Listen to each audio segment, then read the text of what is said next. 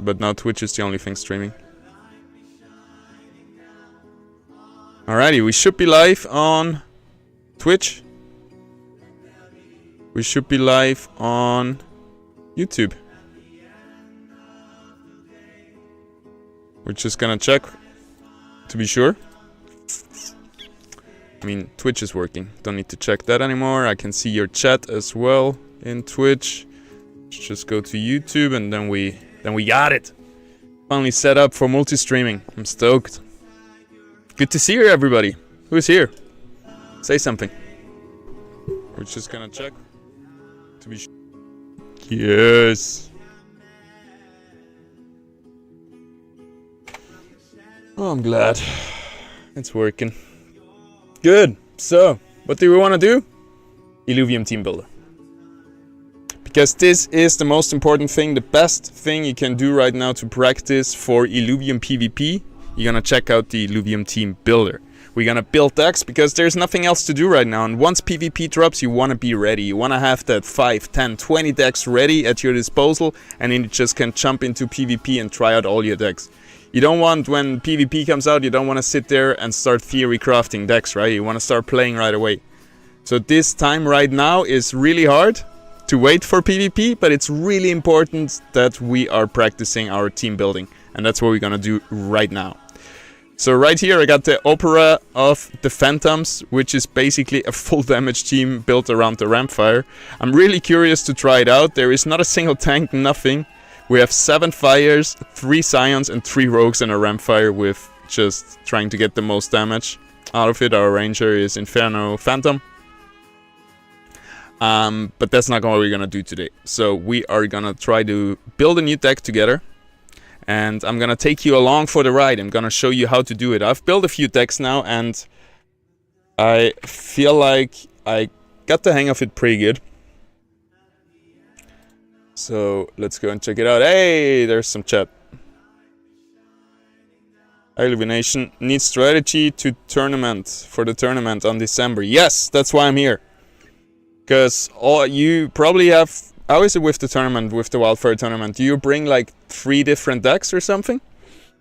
Because I know of another tournament that's gonna happen, and that one needs 3 decks for you to submit. And then the opponent can ban one of your decks, and then you have 2 decks, and you need to win with both of them.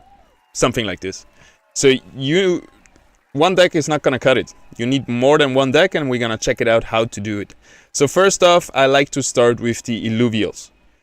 And first off, we gotta decide what we're gonna build. What was very strong in Private Beta 2?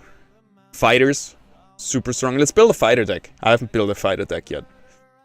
One of my favorite synergies in Private Beta 2. So right now we're gonna go here on Illuvials. We're gonna type in fighter. This makes it so we also see composite fighter classes like Behemoth and Templar and everything. If you wanna see only fighters, you have to search right here at class for fighter. Then you will only see fighters. Which is good for now, I guess. Let's zoom in a little bit. We go too far. The zooming is really laggy. There we are, I think. 3, 2, 1. Refresh. Do it! By the way, I think I managed to fix my full stream setup. So I think there should be no more complications with audio. The audio shouldn't cut out for a single second. And also there should be no lag. And it should be the perfect, pleasant viewing experience that you deserve. So if there is any audio lag, any video lag, or any other problem, please, please, please let me know. Because otherwise, without that feedback, I cannot create a good stream. Alrighty, are we still hanging here? What's going on? 125%? Yes, that's what we go for. Alrighty, good.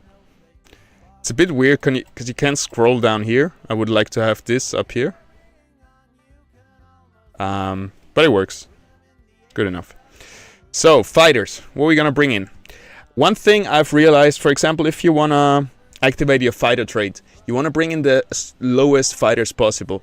So, for example, it's a good example with the Dokas, for example. If I wanna bring in a water Doka, I will always take the 25 cost. Because around round 5, round 6, usually the games end. And by then you barely have like a full team on the board and barely some augments in the game. So don't think about your wave 30 setup where you have 8 perfect Illuvials with all the augments on the field. It's more gonna be like a, let's say between 20 and 25 deck. Wave 20 and 25 from the survival. That will be where our economy ends up. I can pull up a little infographic. I'm sure you have seen it, and this is the most important infographic that you can have for building your team. Because without that, you know nothing, and with that, you know everything that you need to know. How can I pull it up? Wait, let me just integrate it into the stream. Hope the stream is still going good.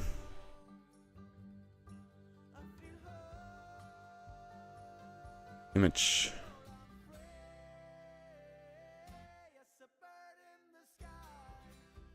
Alright, there it is. You see this? This is all we need. How much mastery points do we get per round? Because now we don't have any income anymore, so you know exactly how much you're gonna get every round, and you can plan out exactly what you're gonna do every round. Obviously, versus different opponents and different strategies of your opponents, you maybe gonna have a little bit more flexibility built in your team. For example, with your ranger, you could swap between weapons to go, for example, between, I don't know, between enchanter and mystic. You're swapping between those to just have a little bit flexibility and counterplay against your opponent. But for the round 1, we have 100 mastery points, and so now we can plan out our team, and then we're gonna check out what we're gonna do round for round, because that's the strategy to it. Alright, we're gonna play fighters, so let's bring in fighters. The other thing what we gotta consider is which affinity are we gonna play. Are we gonna play around firefighters? Are we gonna play around earth fighters? Are we gonna play around nature fighters? I think one of the best ones is probably earth, nature, and fire. Water is pretty strong too. Yeah, I don't know about air. You really gotta... I would like to build an air deck just to counter rogues. Because with all that dodge chance, you would get up... You would be really good versus rogues. But I think we're gonna play around nature fighters. Because then with nature, we're gonna get some self-heal. And we don't need to bring in those empaths, and we can focus on the damage, and the nature is just gonna be our support, basically. So, 25 cost, less Sadoka. That's what we want. Probably gonna bring in some other affinities as well. Let's put in nature right there. To see what we got. We got the full. Riptorus is already toxic. Kind of feels like we have to play toxic with fighter, but I already got a toxic Colossus team, so I would like not to play toxic because I don't know how good it really is. I think they nerfed it a lot because it was so OP right now in the current patch. I don't think in PvP it's gonna be that OP. So let's see what else we got. We have got, of course, the Lynx, and that's it. That's our 3 nature fighters. We want to get up to 5 fighters, I guess. So we could bring in the Riptorus. Let's remove that nature. See what else we got. We could bring in the Jokul right here, giving us fighter and frost. That's good. We can do something with frost. What else would there be? All the Lynxes, all the Dokas. Don't need those. We already got now 5 fighters and 3 natures. That's a pretty good setup. Now we can bring in a Toxic and a Frost. And that's how I go from. First I get like my basic synergies and affinities done. 3 nature, 3 fighter. Then I decided, oh, let's do 5 fighters. Oh, let's see how, let's see which composite affinities I can bring with those 2 extra fighters. Toxic and Frost in this case. Now we're gonna bring in 1 Toxic, 1 Frost unit. And then we can build from there. We can bring in another Vanguard if we put in the Slappin, which will probably be my choice. So let's just remove this and we go from memory. Slappin. I love this. This guy is named Slappin. Oh, I didn't mean Slappin. How's the other ones called? So good. The penguin slapping. I love it. How do you call the other ones? Slapping, pounding, and smashing. No. I can't remember.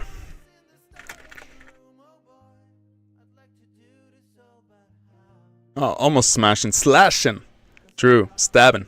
Slapping, stabbing, slashing. This is so good. It's probably my favorite Illuvium just because of how they were named. And obviously penguins are just sick. Alright, so we're gonna bring in the frost. Boom. Now we got 2 frost. Let's bring in a toxic. That's again, we don't know how good is Cardulux really gonna be. How good is... Where's the other guy? Oh, it's just Cardulux. Yeah, how good is Cardulux really gonna be? But that's gonna be it. So either we bring in a Caradulo, which would give us Toxic and Bulwark.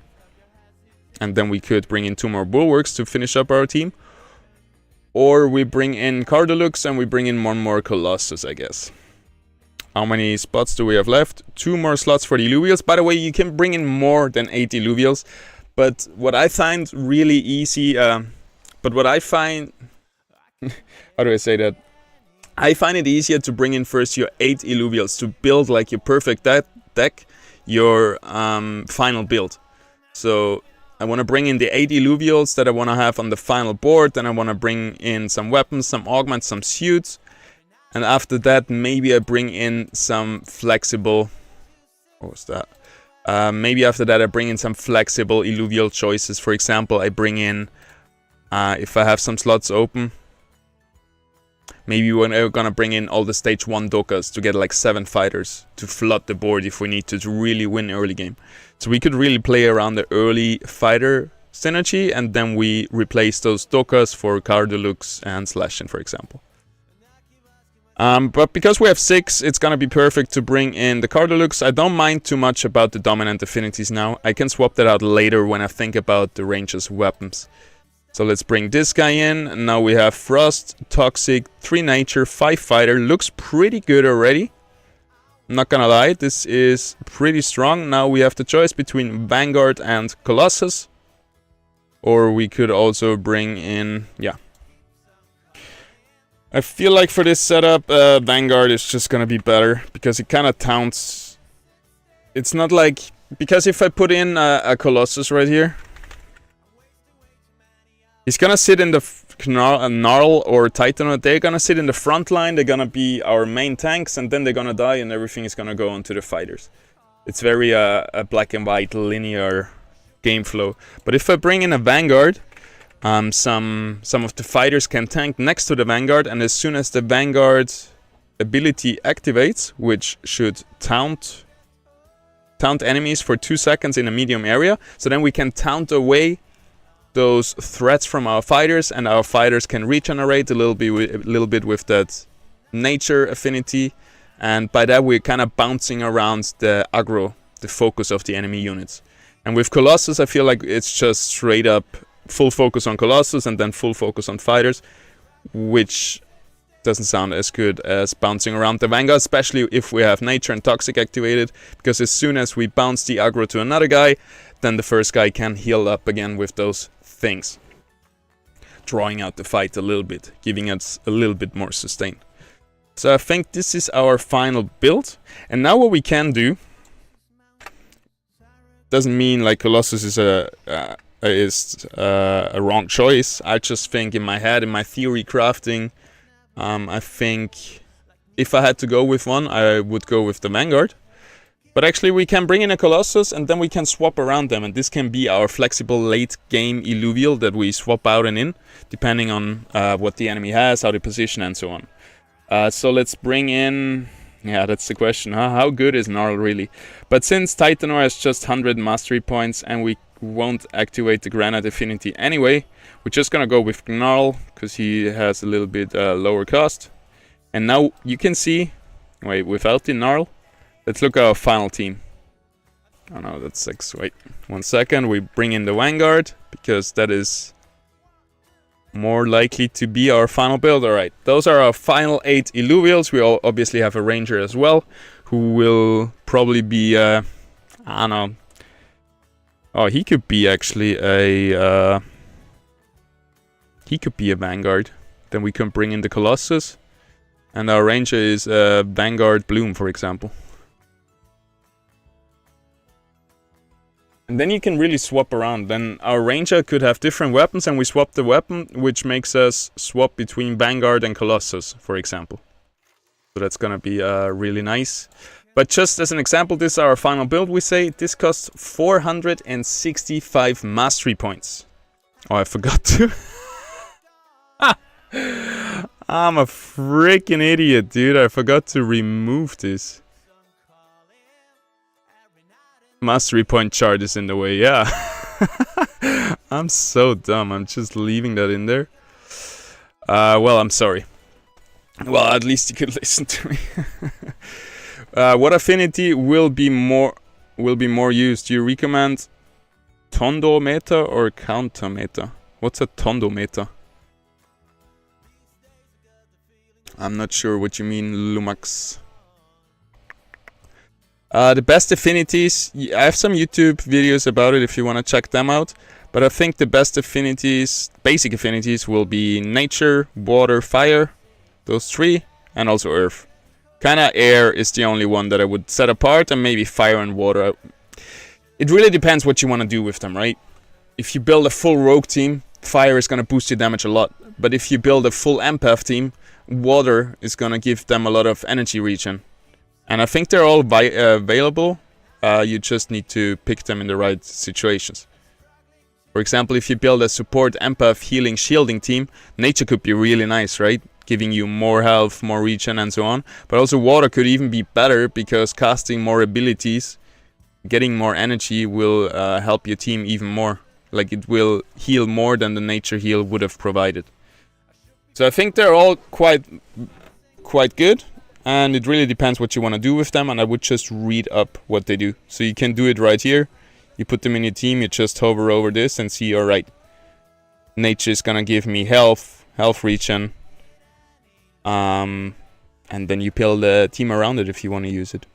So don't think there's a right or wrong choice. Go meta or counter meta.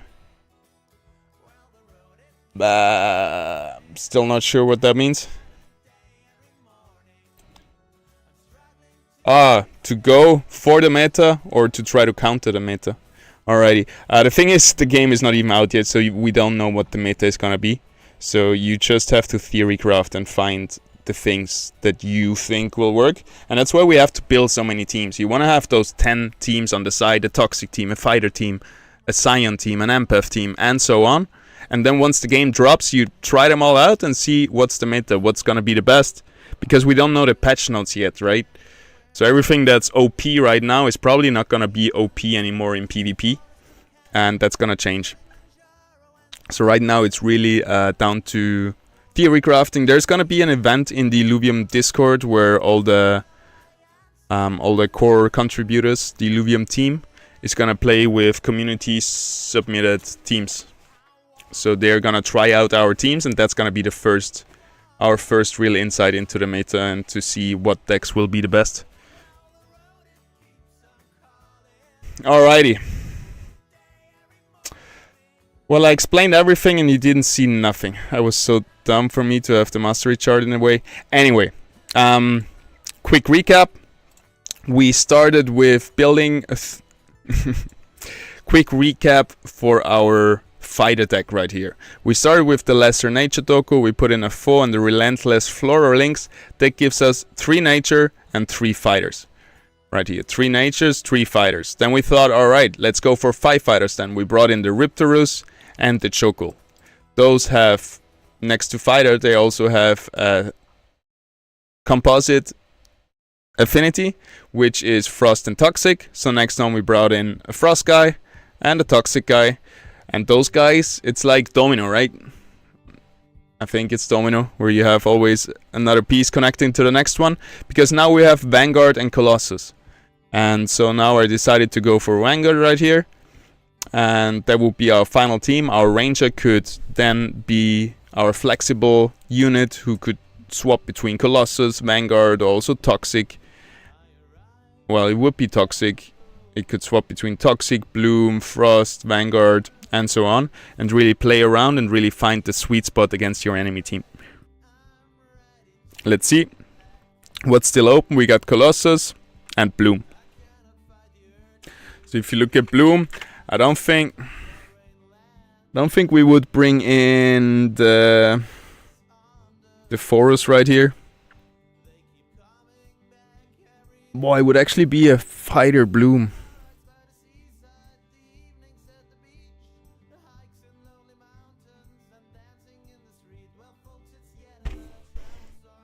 But we don't get the fighter bonus because we also already have fighter on the 4.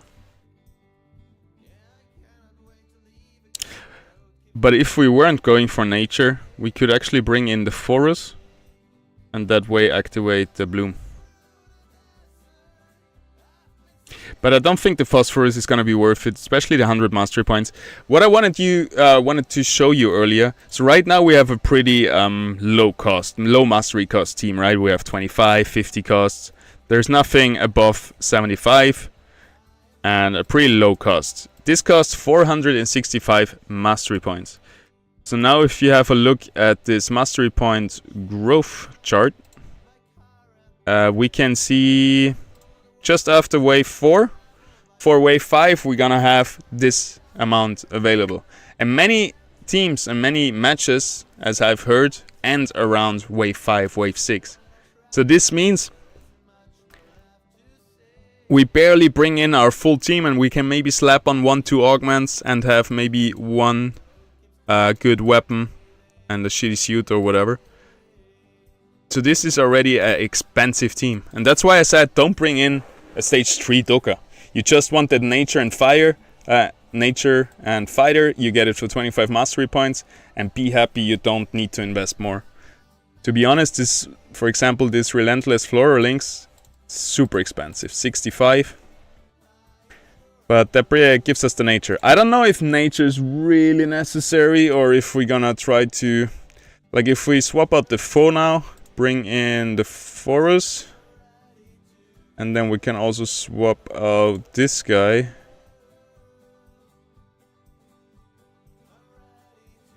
And bring in, I don't know, some low cost fighter, right? Some Dokka. Where are my Dokkas at? This guy doesn't really matter. I think actually the nature Dokka is better because he disarms with his ability. That's fine. That's fun.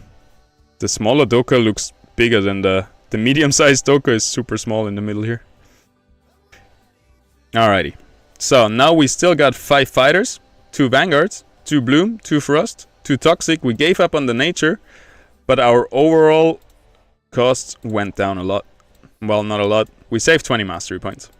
So right now we can see on the grid that actually now we could afford it in wave 4. For wave 4, this team up. Do you think 3+ composite affinity is OP or keep at 2+ and then ranger can have to flex? Again, it depends. Like, I build a team around 3 toxics, with the ranger being 1 toxic. I don't think we have 3. Yeah, like I think you answer your questions yourself. Like, keep them at 2, and then the ranger can jump between the composite affinities with the right weapons, and that way you can be a little bit more flexible in the late game. But it depends. If you really like build your whole team around toxic, then you want to have those 3 toxics, right? You maybe even want to bring in a 4th toxic unit. You're not gonna have, you can't have 4 toxic activated, but you can have 4 toxic units with 3 toxic affinities activated. Like I've seen somebody with a deck with like 4 Kukarov, like just building around Enchanter Tempest. And he had 4 Kukarov, and then a lot of air and empath units, I think. And a lot of, yeah. So this really countered some fighter and rogue compositions because they're dodging all the time with the air team. So it really, really depends. There's not like do this, win thing. Like it really depends what you want your team to look like, what you're building around. What composite classes do we have, or affinities?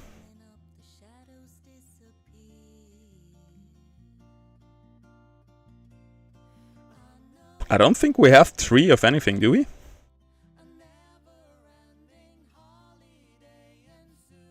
Mystics. That's a thing, for example. Now, in this patch right now, when we played 3 Mystics, one time I played 4 Mystics with double Tsunami and Water. So nothing could die anymore. We were shielding so much and casting so much, and that was crazy. So I think if you go for... If you build your team, for example, around these Mystics, then the more the better. You want to try to get 4 Mystic units on the board. That's going to be the next team that we build. Actually, 4 Mystics. I've forgotten about this. That's one of the only composite synergies that we have more than 2 of. I feel like.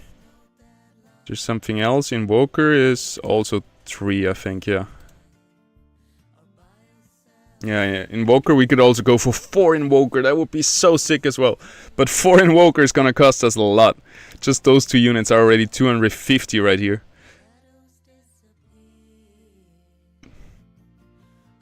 Spark? You mean Shock, right?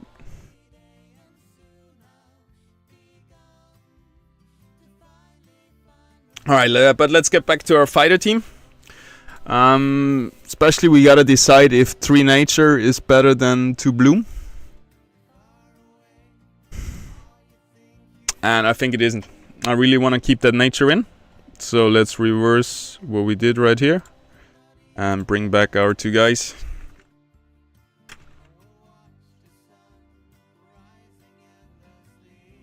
Fo and Toka. And Floral Links. There we go. And then our ranger can jump between being a Toxic Vanguard, a Frost Colossus, a Bloom Vanguard, you know?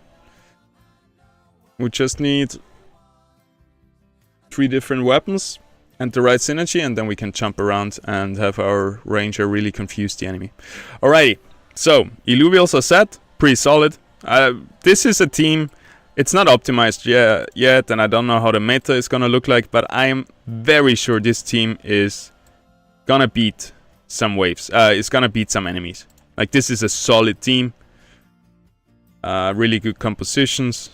We have some sustain with and some heal with the nature. We have some tankiness with those 3 guys, and then we have some proper damage with our fighters. I think the only thing that's missing a little bit is the damage, I guess. And how could we boost our damage with our ranger? Probably going for Toxic Vanguard.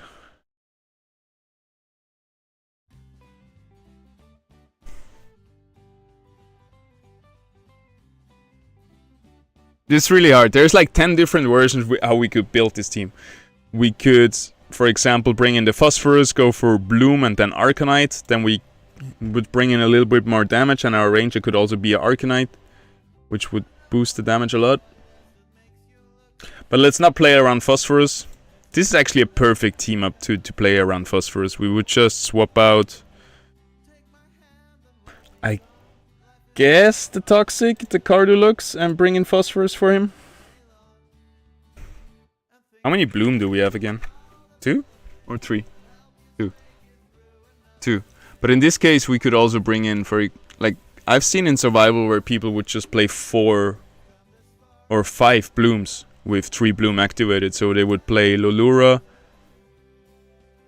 Malura. Well, now in PvP we can just play Malura. Our ranger is Bloom.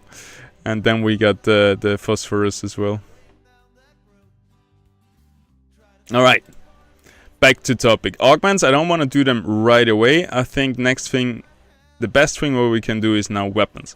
Now we need to decide what should our ranger be able to be. I think she should be ranged, because we don't have any ranged units. But then the problem is, if your only ranged unit is your carry, all those abilities that target the furthest unit will always target your carry. So sometimes, like for example, if you have 1 Dual F in your team as your only ranged unit, this Dual F is gonna get focused a lot by abilities. So usually you need at least 2 ranged units to have like 1 ranged unit behind your carry to catch all those abilities that are gonna be shot at the furthest enemy. So I guess our ranger is not gonna have a gauntlet, and we're gonna go for the sword, also giving her attack speed, which is nice every time she casts. And now we gotta think about what we wanna bond with. So we wanna jump our ranger between... Oh no, our ranger cannot have a sword. We wanna jump between Colossus and Vanguard right now. So that both has a shield.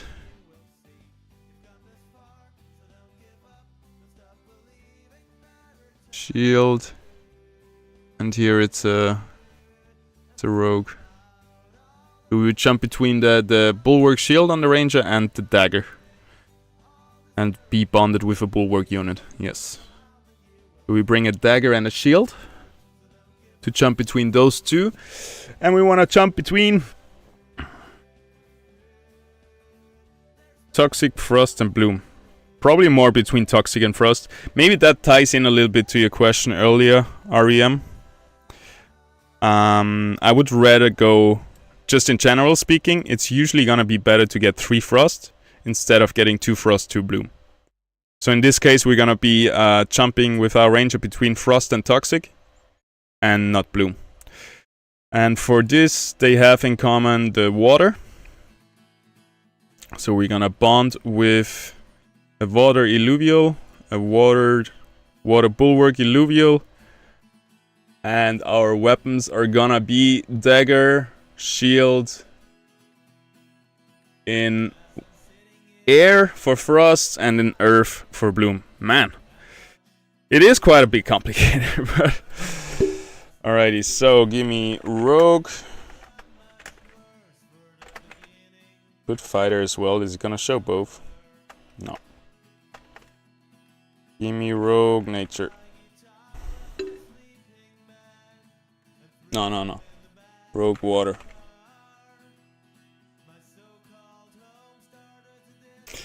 But now we also gotta think, what are we gonna do in our first round?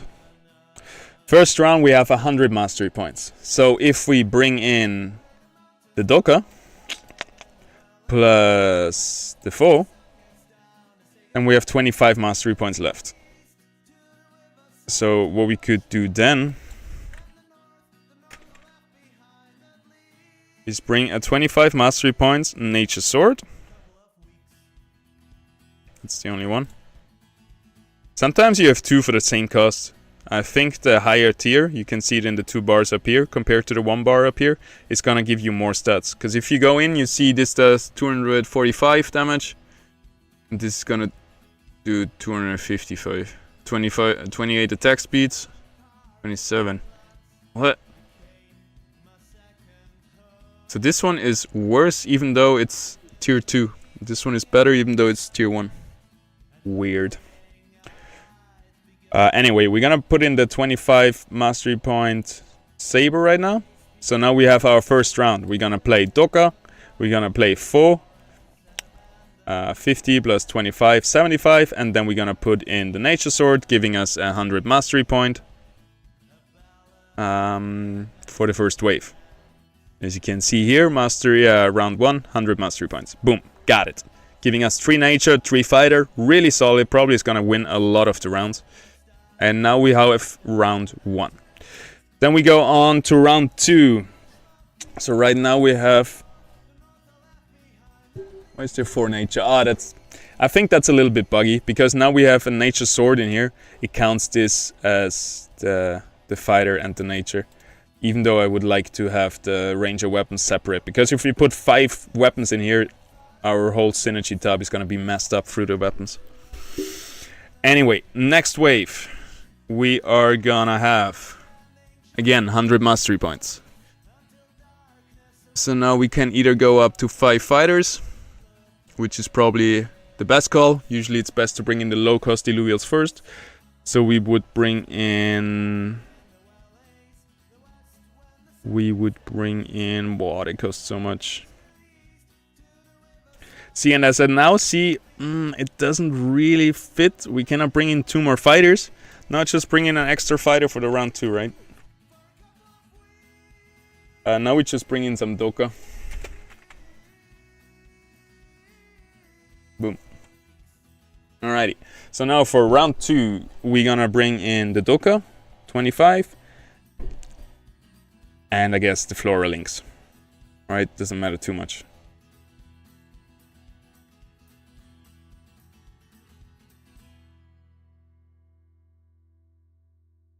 Well, it matters a little bit, because if we bring in the Chokul, then we have the Frost on the board, and then in round 3 we could bring in the Frost from the Slash in.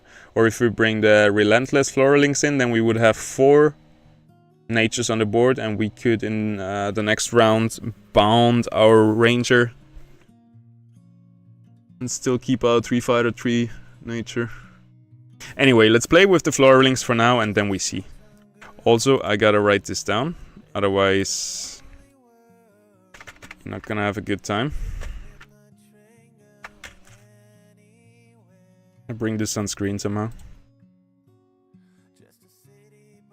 Window capture text. There we go.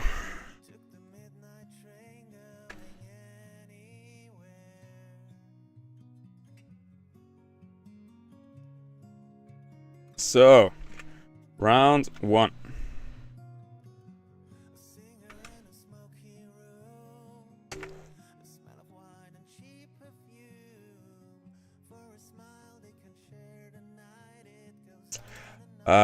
What did we say? Because you gotta write this down, especially if you wanna submit your team for the Illuvium contest.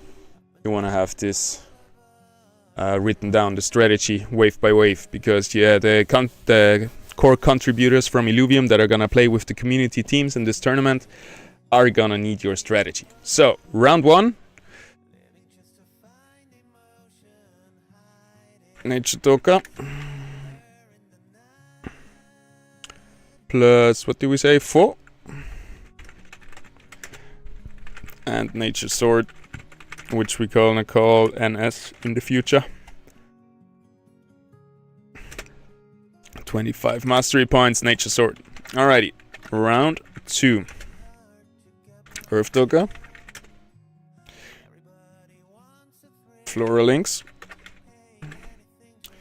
That is... what? 90. So we have 10 mastery points left.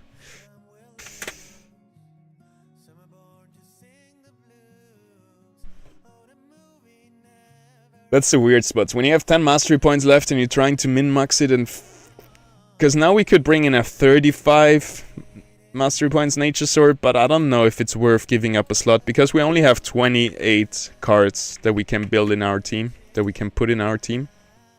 So I'm not 100% sure if it's really worth to min-max like 10 mastery points and give up one of the slots of your deck. Alright, let me read through those chat notes for a second. Is 8 Illuvials really enough? Any countermeasures? Yeah, that's what I meant. Like, I brought in this guy just to make my wave progression a little bit smoother, to get up to 5 fighters in wave 2. And I think we're gonna keep adding Illuvials here, and it really depends. You really gotta plan out your waves. Our goal is to have like a nice full board on wave 6 right now. For wave 6 we're gonna have 800 mastery points. So now we're slowly gonna build our way up to there and see what we're missing. Most of my decks have 12. Yeah, let's see where we get. Did you see the trailer of PvP is in 3 hours and 45 minutes? No freaking way, man. Erika coming in with the quality information right here.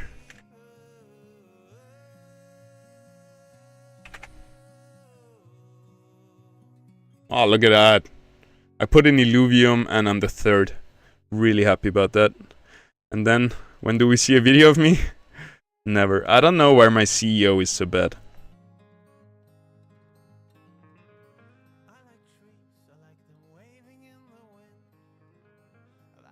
Scorix is way up there, but he got by far He has the early movers advantage, and that has by far the most subscribers. That's alright. I think my content can rival with his. It's a different audience, to be honest. Where is it?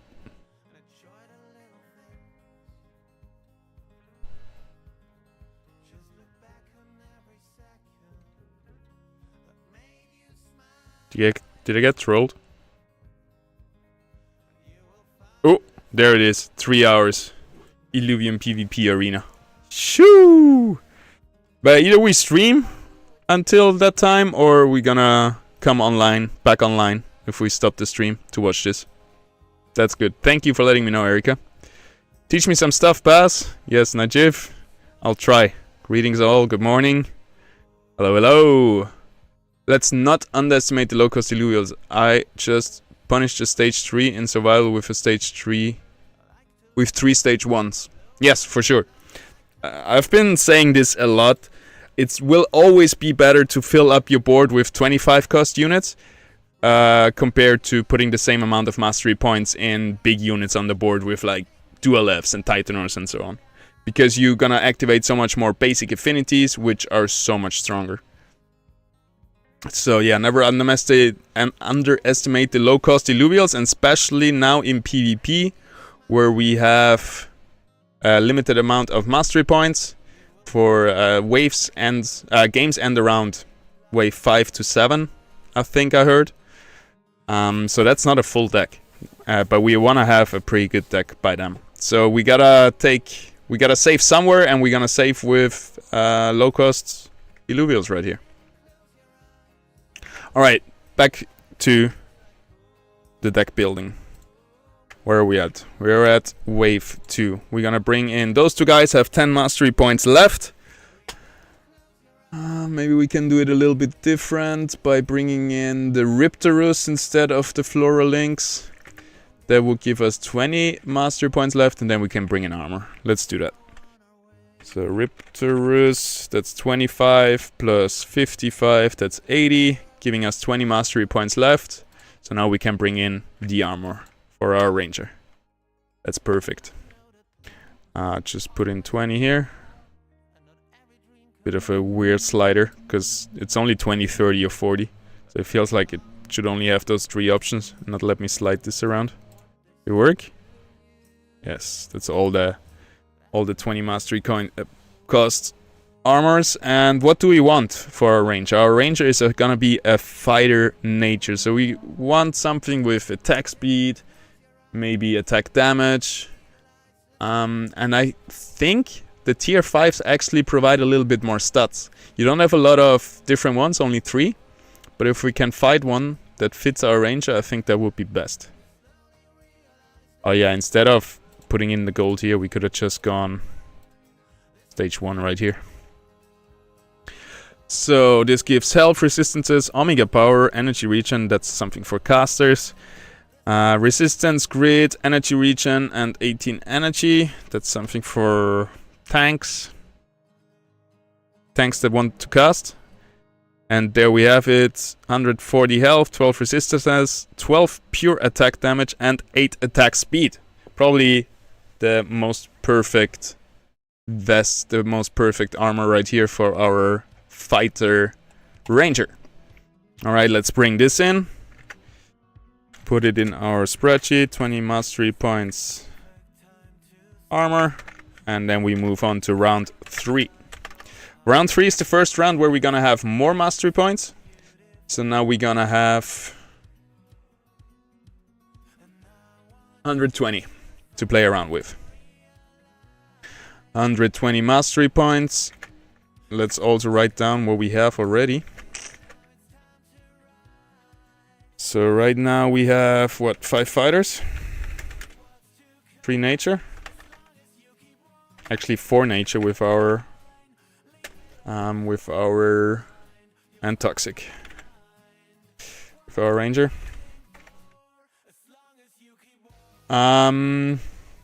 So we probably want to bond our ranger right now, so we gotta bring in the last fighter, which is gonna be the Floralinx.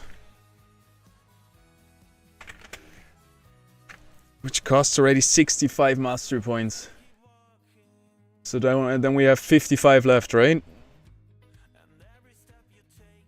What can we do with 55? Car Deluxe. Perfect. And it would be nice if we could bond them already. Let's have a look. How do you write this guy? Car Deluxe. So those two make up the 120 mastery points that we have available for round 3, which is good. But now we have, right now, 6 fighter, 4 nature, 1 toxic, no, 2 toxic actually, perfect, and 1 colossus. And now we could bond our ranger, because we don't need him to be a fighter in nature anymore. And we could try to make him a toxic, or, well, we can make him a colossus because he has a sword equipped. But we can make him a toxic berserker, for example. Doesn't really matter if berserker is useless in this case. We just want the 3 toxic.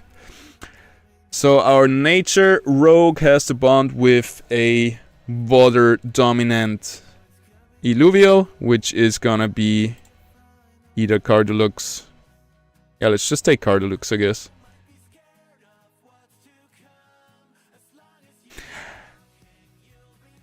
Yeah, it's already water dominant, so that's perfect. And if we min-max...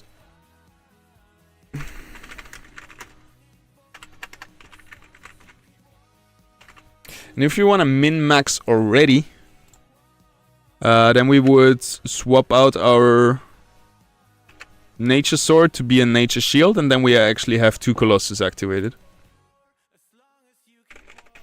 That's the question. How many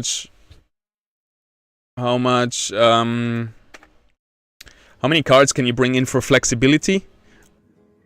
Because you cannot use all the cards anyway with the mastery points provided, right? You can always make adjustments to that later on as well, so it doesn't matter too much. So let's just bring in that nature shield, because then for round 3 we're gonna have a perfect round. We're gonna have 5 fighter, 3 nature, 3 toxic, 2 colossus. Like, there's no way we're gonna lose round 3 if everything is balanced quite good. 25 mastery point shield. There we go.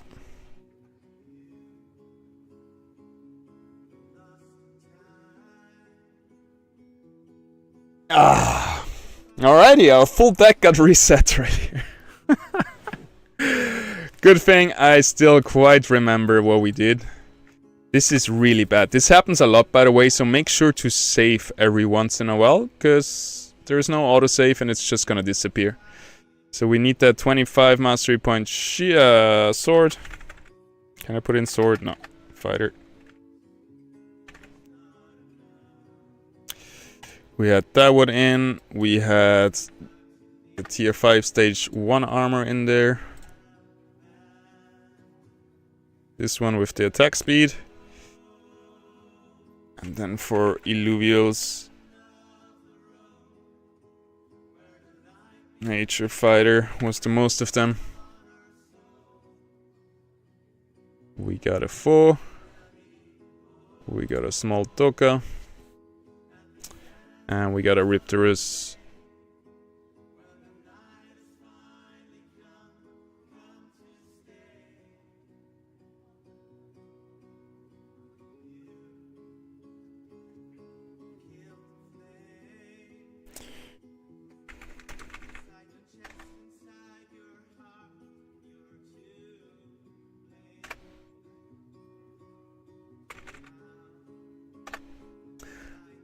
Missing our Frosties, Chokol and Slashin.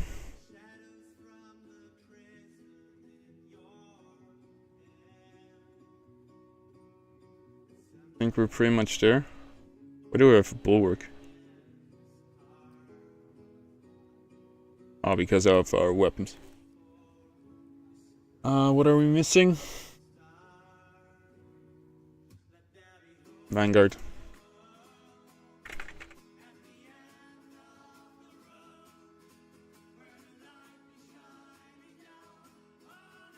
Still missing one thing. Oh, what was that? What happened? I was too slow. I don't even know what happened. I need to extend this thing. Can you see the team of me if I share the link? You can comment on the teams of others too and brainstorm. Yeah, that's a good idea. Send me the link, man. Or girl. I just call people mans. Please don't burn me. Alright, we're missing one Illuvium right here. Do I have all the fighters? Double Frost. Double Toxic. Triple Nature. We're missing one Nature. We're missing the Lynx.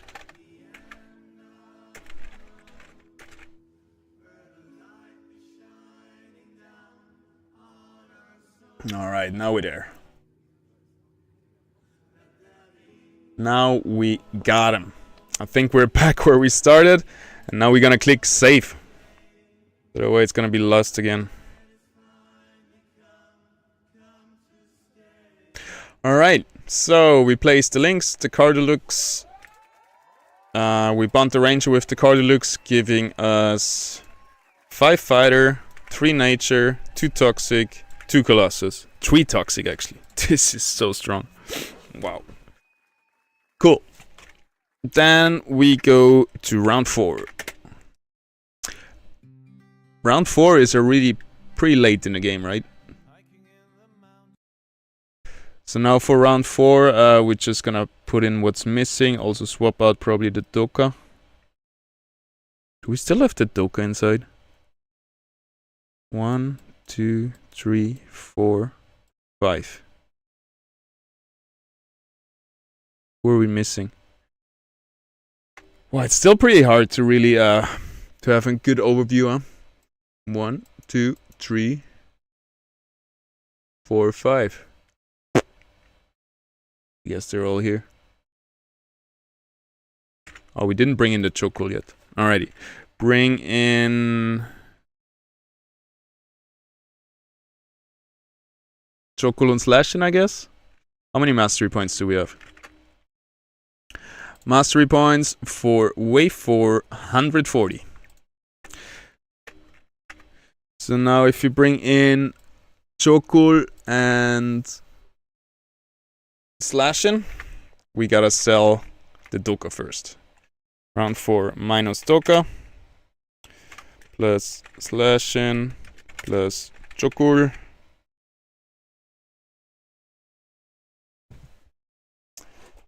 Now we need to calculate, huh? How much do you lose when you sell a unit? 20%? I forgot. Does somebody remember?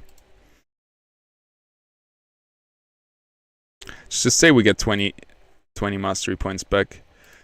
That would be 160 that we have available to build. So Chokol and Slashin, that's 140. So we can probably just upgrade our suit to be stage 3.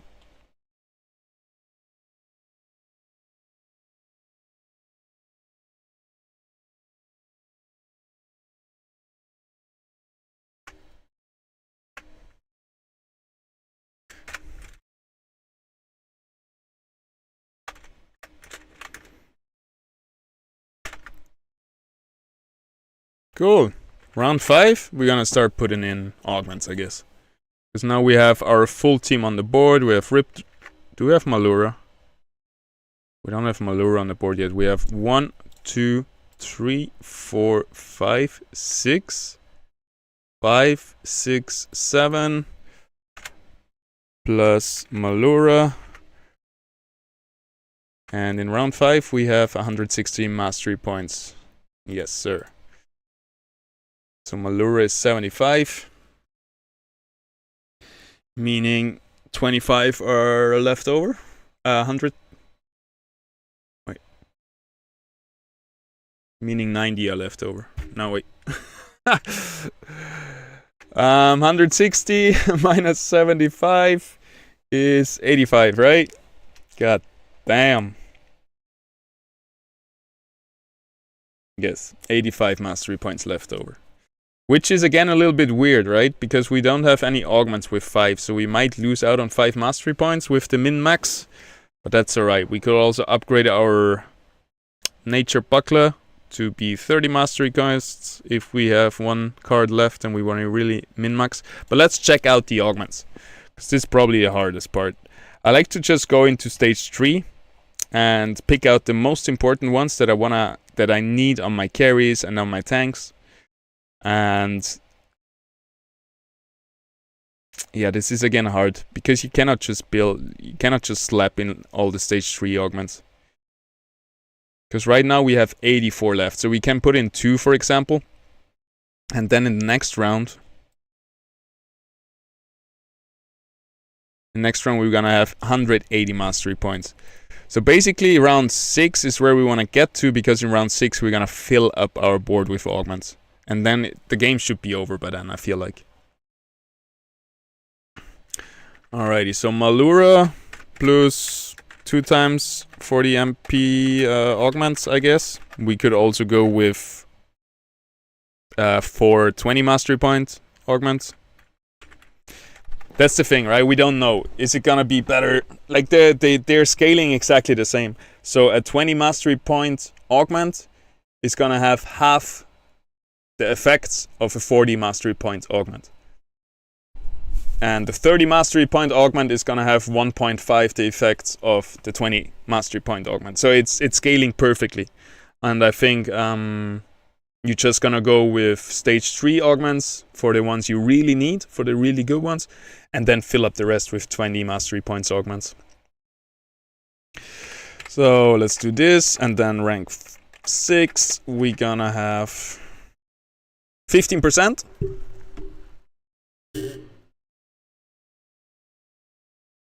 Oh yeah, Mel is saying 15%. Why don't we see the chat? Do you see the chat?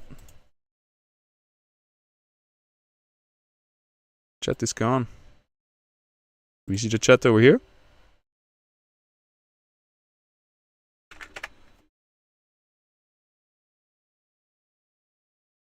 Not all of that is gonna fit, but we just did it romp around, right? I know exactly what's gonna fit because I know exactly how many mastery points I'm getting. So I know that this all can pretty much exactly fit, except I think this suit, because if it's 15% when we sell the Doka, man, what's 15% for 25?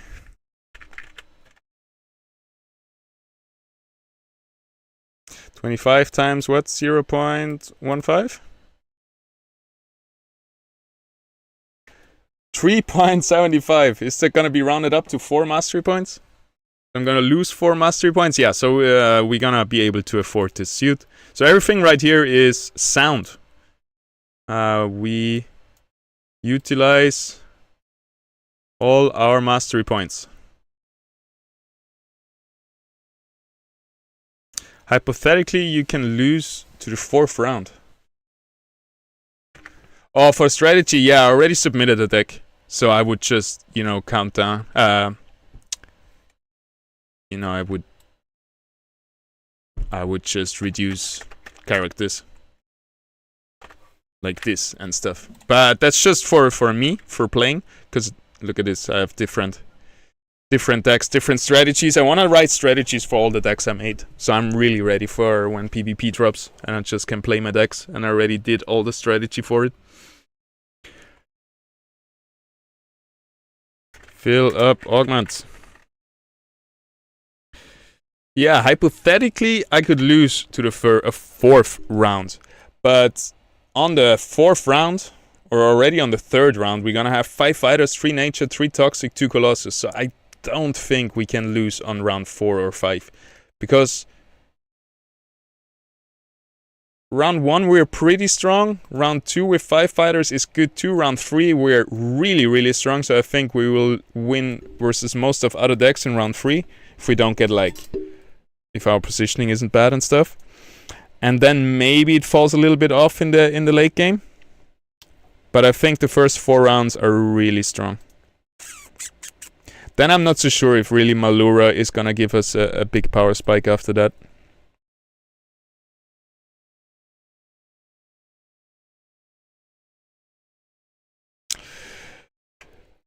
So yeah, we just gotta decide what are the most important augments for our team, and this is probably the hardest thing for me so far to learn because there's so much information to go through. How many do we have? 4, 1, 2, 3, 4, 5, 6, 7.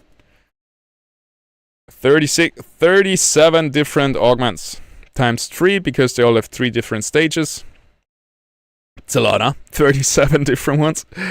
So let's go quickly through them and select our winners. So right now we're selecting the stage 3 40 cost mastery point augments, and we're gonna select all the good ones that we need. How much can we select? We got 2 with round 5, and then on round 6, how much does it get? 160 mastery points, I think. 180 on round 6, so that is 4.5.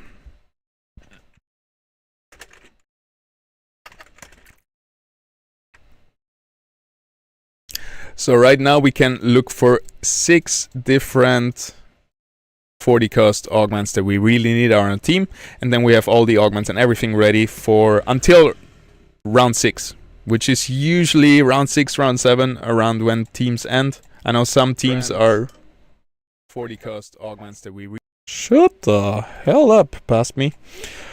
Alrighty, so let's go over them. This one, crit. On deal crit, you gain more crit or physical attack damage. Don't need that, we don't play around critting, I think. No. Alrighty, next one. Enemy team gains 40% less healing, or enemy team gains 20% less energy. I think this is one of the strongest augments that we have in the game, because you can counter so much of the enemy team. I would always bring this just to counter empaths, counter healers, and also counter like casters, because you give them less energy. So for example, if the enemy team is really all about that one cast, for example, that if they play a Rampfire, you would play this to take 20% energy away from him, or he's gaining 20% less energy over the course of the round. So this is really strong against healers, against a lot of support, and also against big omegas like Rampfire. So we're gonna bring this, a lot of counterplay potential. This one gives shield or energy. This is something, if you want to make sure you cast, you would give that to your guy, or for your main tank, give him a shield. Or example, if you have like in the front line an empath who you kinda using as a tank, you would give him this extra shield and a second one with extra health, just so he can survive till the first cast of his Omega, till all your empaths cast and more shields coming in, more heals coming in, right? Usually with empaths, you just gotta get to that first cast of your units, and this can help a lot with that. I don't think we need it with our team, who would really need to cast. I guess the 60 energy could be really nice on Malura. Takes a long time for him to cast, and it's super impactful. Yeah. So I don't think we're gonna bring a 40 cost of this, but maybe a 20 cost or a 30 cost for Malura. Could be nice. This one, on deal crit, gain crit damage or energy attack damage. Don't need that. This one buffs your team. No. Yeah, it buffs your team with either grit or resolve.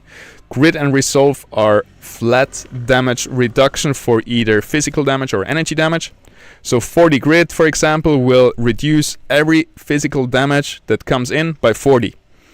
So if the enemies hit you with 80 auto hit damage, they will only hit you with 40 auto hit damage. Or if somebody hits you with 200 damage spells, it will only deal 160 damage. You know what I mean? Flat damage reduction, grit and resolve. And it gives it to your whole team. Like, we're gonna be clustered up pretty good with all our fighters, so that's pretty good to have as well. I like all those team buffs.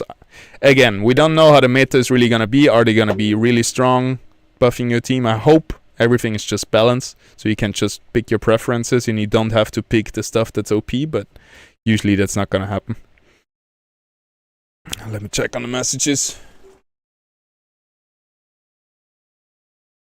That's my point, with some very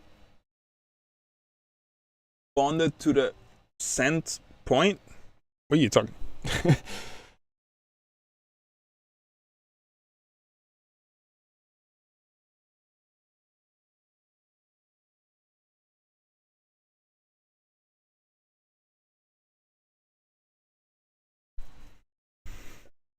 Hi, when the game gets the full release, do we have to buy Illuvials or do we have them all?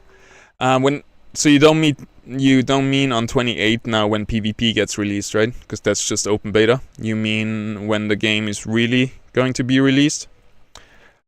You don't need to buy anything, but you will have to.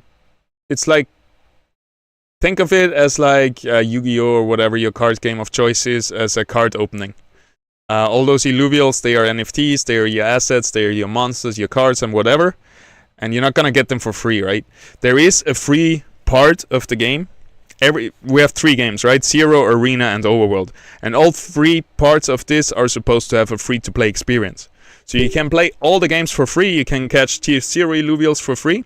And all this Tier 0 content is gonna be for free, and it's gonna be very strong. For example, you see right here, this is Tier 0 unit, this is a Tier 0 unit. So those 2, for example, you will get for free. And then we have stage 1, stage 2, stage 3 runs, and the more money you want to spend on your card opening, the better chances of getting something rare you have in the end. You know what I mean?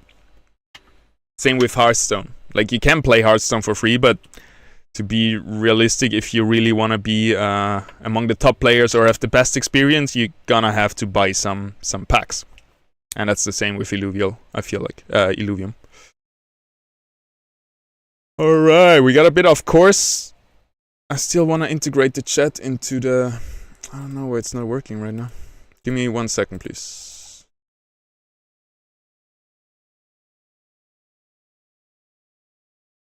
You understood? Great. I'm happy.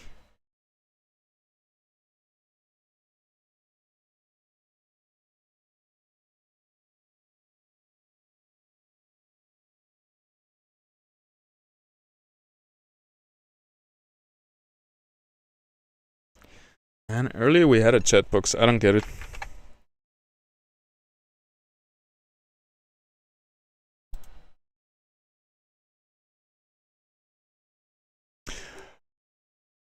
It is what it is, eh?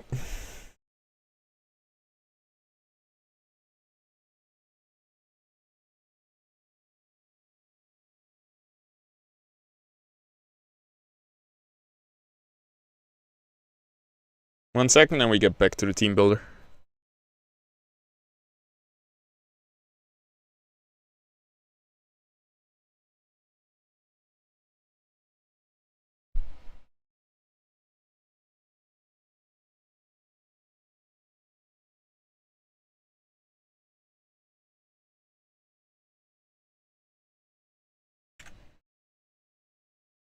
Alrighty, back to it.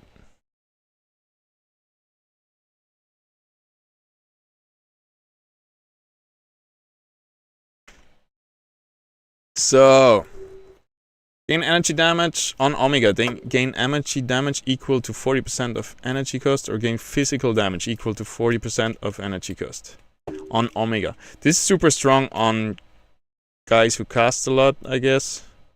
Well, it doesn't really matter because it's 40% of energy cost. If you cast just once, you're gonna get more. Well, this is good on fighters, right? They cast a lot, they want that attack damage, so might as well bring this in and probably slap it onto something like a Chokul or a Riptorus. Gain 40% physical and energy piercing. It would still be interesting if this also, like, if this applies for other Illuvials. For example, if you put this augment onto one of your Illuvials and it attacks an enemy, will this enemy, while it's attacked by this Illuvial, always have this 40% physical and energy piercing applied to itself? So other Illuvials that are hitting it at the same time also gain that? Or is it really just for the damage that this Illuvial, who you equip this augment to, is gonna do? But I think it's just the damage from that Illuvial that has it equipped. Well, so that's not really good, but gain True Sight. I still don't know what True Sight is, and 12% attack speed could be really nice. I don't think 40 cost, but maybe a 20 cost or a 30 cost. Gain 800 max health. I think we're gonna go for that. Probably gonna slap it on our Cardulux right here in our front line. That's our main tank. And we're gonna give him really strong augments. Or 80 physical and energy resist. This is huge. This is probably the biggest tank augment right here. On battle start, gain 60 crit amp or gain 30% attack speed. We have already a lot of attack speed with our fighters, so we don't really need attack speed. And crit amp, don't need that either. Reduce target's healing by 80%. That's very specific. That's very specific to counter big healers like Adorius and stuff like this. Could be good with our fighters, because our fighters all slap onto one target. Maybe a smaller one. What's the second effect? Reduce target's grit and resolve by 8. Don't think that's so strong. Every 4 seconds heal 8% of max health. No. Or gain 16 physical and energy resist. Every 4 seconds gain 16 physical and energy resist. That's pretty good. Stacking up. Might bring this for a late game. Your team gains 200 maximum health. Nice. This is a really strong augment for this team setup, where all our units can take some damage, right? And now they can take a little bit more. And that's our goal. Even though our main tank is gonna be the Cardulux, we want some damage on all our units. So not our Cardulux is being focused down instantly by the enemy team. But Cardulux, for example, is tanking 3 enemy units. Chokol is tanking 1. Malur is tanking 1. Riptor is tanking 1. You know what I mean? So they all can heal against that with their sustain. And none of our units gets focused on too much. So this is really good to boost the health of all our units even more. On Omega, gain 20 crit chance or 20 Omega power. Don't really need that. We're more about sustain and physical damage. This one is super strong. Nearest 2 allies gain 20% Omnivamp, so we want that. Or maybe we have one unit that wants to have all the 40%. Slap that on.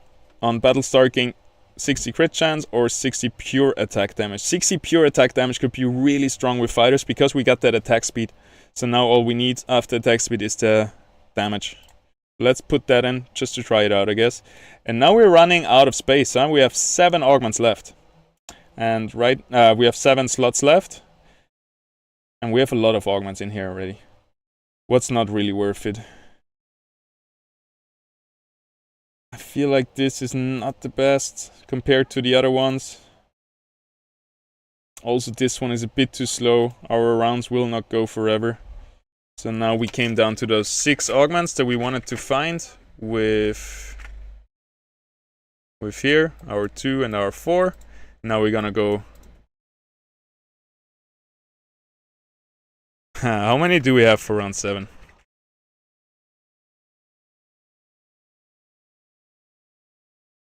Round 7, 200 mastery points, and that's till the end. So we're not gonna get more than 200 every round. 200 is the maximum, and that means 5 40 cost augments. But I don't think a lot of matches will go into round 7. We want to be prepared for round 7, so I want to bring enough augments to not like have mastery points that I'm not using on wave 7. So you're gonna bring enough augments for wave 7. That's 5 stage 3 augments. And then a few stage 1 augments, and then it's good, I think. Alright, let's scroll up from the bottom. At 50% health, gain 100 health regen and 20 energy regen for 5 seconds, or gain untargetable for 6 seconds. That's huge, huh? Untargetable for 6 seconds is basically our saccharine escape augment from before. And also the health and energy regen is really strong. 20 energy regen. Gonna be casting like crazy. I don't even know what Cardulux Omega does. Cardulux horns extend, taunting enemies in a medium area for 2 seconds, gaining. Oh, that's nice. We have another taunt. So that works really good with the vanguards. And also with our fighters, because we let our fighters next to Cardulux tank it first, and then after, when he casts his first Omega, he's gonna be taunting them away. And he gains 40 thorns and 300 max health. God damn, that's strong. Alright. Alright. Yeah, we're gonna buff this guy up. Untargetable. That could be really good on a Riptorus. Probably on a Riptorus, this is best. Let's bring it in. Cleanse and become immune for 4 seconds on Omega, or gain 40% damage reduction. Enemy team loses grit and resolve equal to 12% of energy cost on Omega. Or they lose energy. This is so strong and really pairs up well with this guy. With the enemy team gains 20% less energy, and then you put this on. Enemy team loses energy equal to 12% of energy cost on every Omega cast. So those two work really well together. Your team gains 200 shield. Yes, sir. Or 20 energy. On assist, heal 20. This could tie in really well with the Toxic, because our Toxic already gets on assist. I think they heal themselves. So now we could give this, for example, to the Malura or something. And also give him some self-heal. Boosting our self-heal even more.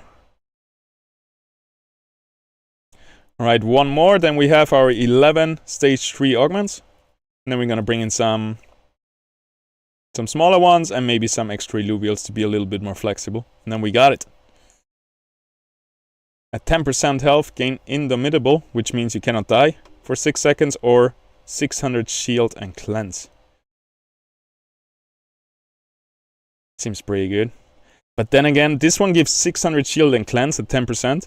And this other one that we put in earlier just gives 800 shield straight up. Like this one, I think. So this one is obviously better, right? I'd rather take 800 shield straight up than 600 shield at 10% with a cleanse. Probably still pretty good. Your team gain every 5 seconds. Your team gains 8 energy, or your team gains 8 crit amp. Do we need the extra energy? I mean, we like to cast in here, but it's not what we're really going for, right? So maybe we bring in stage 1 of this. Enemy in a medium area have their physical resistance reduced. Yes, sir. Perfect for our fighters. And that's it. On assist, gain damage. That could be good too, to ramp up. This could be really good with the other one. With this one, where you get untargetable. At 50% gain untargetable, so it's gonna make you stay alive longer, and this one is just gonna give you physical damage the longer you stay alive. So that would be really good on something like our Riptorus or whatever. So let's bring this one in and remove something else for it. Gain invulnerable for 6 seconds or 40 thorns. Whoa. Don't really need invulnerable, I feel like. No. Gain 4 health regen or heal 800 at 60% health. Yeah, they are so strong. It's really hard to choose your augments.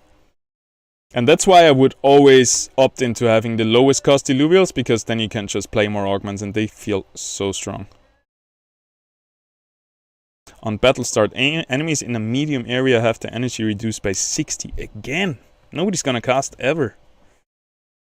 Or the attack speed reduced by 30%. Oh, this is gonna be really good to counter those rogues. So let's bring in this one as well. Alright, don't need this. We have too much. Don't really need this, because we have already all that toxic. 40% attack speed for 5 seconds. No. Remove this guy. Omnivamp is gonna be really good. Shield on your team feels really good. Whoa, they already feel really good. Well, we have one flex augment. That's alright. And now a few stage 1s. What do we say would be good for the stage 1? Untargetable for 3 seconds. I don't even know. I don't think this is worth for the 6 seconds untargetable. I think 3 seconds is probably enough just to drop aggro. We gotta save somewhere, right? Your team gains 100 shield. Good enough. Self-heal.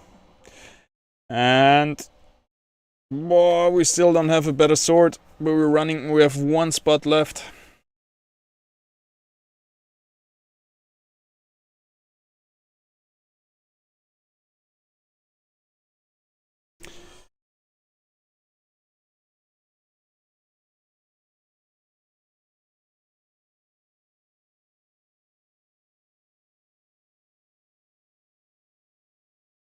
I'm pretty happy with the augments now. We're just gonna bring in 2 late game shields, and then I think we have everything.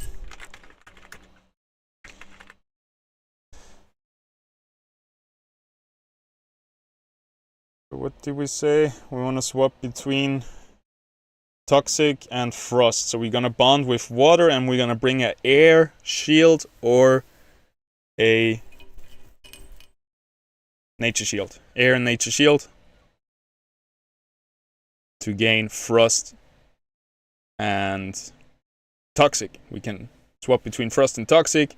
Can swap between Vanguard and Colossus. And there we go, 70 mastery points. Air and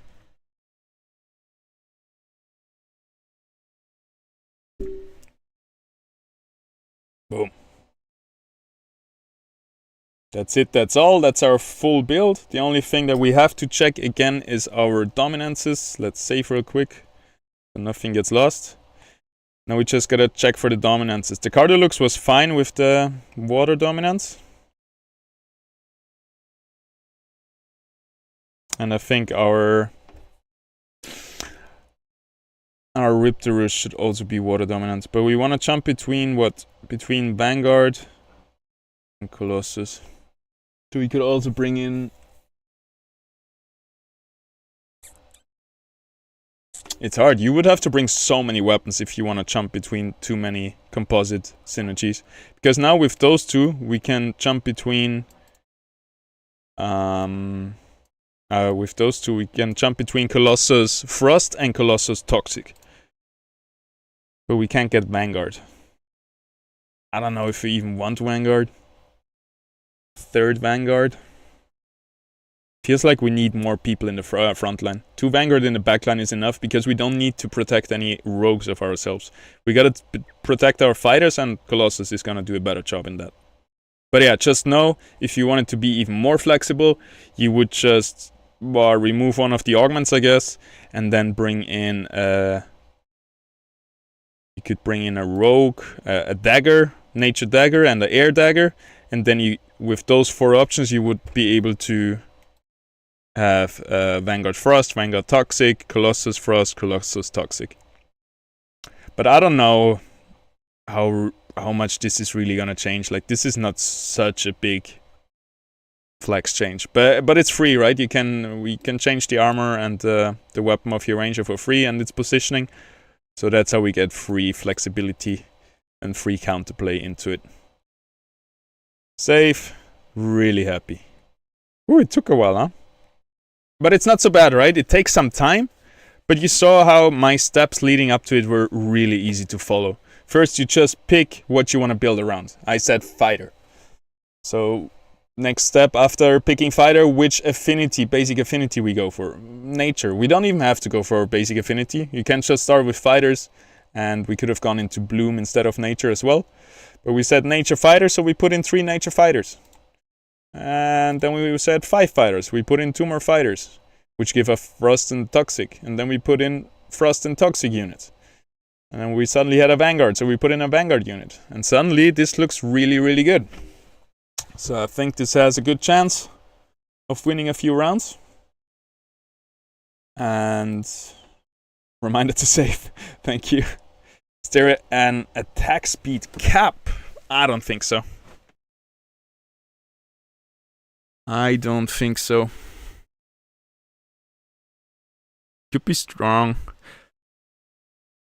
Every time I tried to build around maximum attack speed with like slayers in survival, with like Gyro and Umbre, they were really strong, but they got CC'd for 1 second and they were done.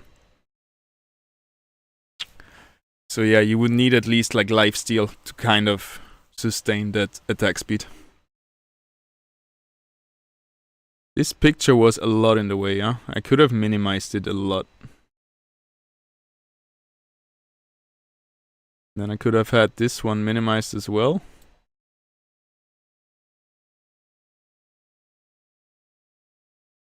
Ooh, that would have been way better. Alrighty. Pretty sick. I like it. I'm also stoked about the stream setup. I don't think there were any audio cutouts. Did you ever... Was my audio ever gone for a second? I don't think so. I think I figured it out. I think the problem was my camera is a 1080p 1980 full HD camera, and it was bringing too much data over the USB ports, so the USB slots were overused. Didn't have enough energy for my mic, so suddenly it was cutting out. So now I utilized my USB-C port, and now we have enough energy for all the utilities. 1.5 hours just to build a deck. But we did a lot more, huh? We set up the stream and everything. The only thing that's missing is really the chat. We had it earlier. I don't know where it went, but hey, we're gonna get there. I'm gonna try to stream every day. I'm gonna try to build a deck every day, I guess, until leading up to PvP, because it's a grind. It feels like work. It's also fun, and every time you build a deck, you learn so much more, and your next deck is gonna be so much better already. Like every deck I've built so far, the next deck was better than the deck before, no matter what. So just start building, start grinding this deck builder, because this is by far the best way to prepare for PvP. And also keep watching me, because I'm gonna tell you the stuff that you need to do. Oh, I'm glad. I'm glad some people tuned in. It was a good stream. I feel like a bit hard to follow it sometimes, but it's alright. Boy, I wanted to do so much more. 2 hours.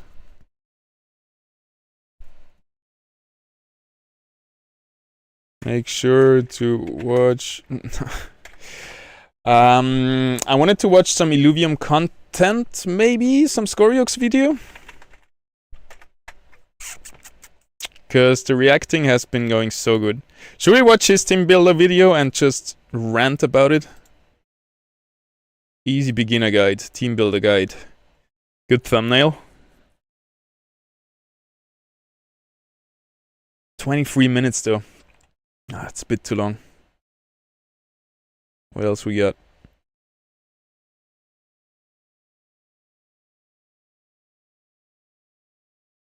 Perfect build. 10 minutes. Let's watch this one. I wanna upgrade my station.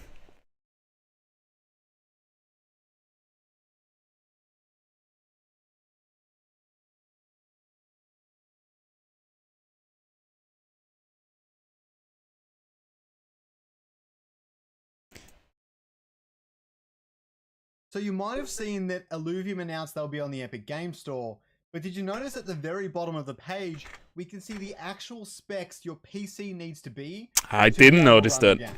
I'm going to break it down all of it for you so that you know exactly what you're looking for, what sort of PC you might be able to afford, and at the end of this video, I'm even going to tell you what sort of PC I would recommend for those of you who are on a budget. I see this question asked a lot on the Discord where people are saying they need to buy a new PC to run Illuvium. Yeah, this is a common topic, and I think I need to buy a new PC to run Illuvium. But the thing is, I'm playing right now already, and the game is only gonna get more optimized. So this is a good indicator. If your computer can handle Illuvium right now, kind of, it probably will be able to handle it once the game is out. Way better, because the game is more optimized. That is simply not true. Firstly, Illuvium is actually very well optimized, especially compared to other Web3 games in the space, and it continues to get even better.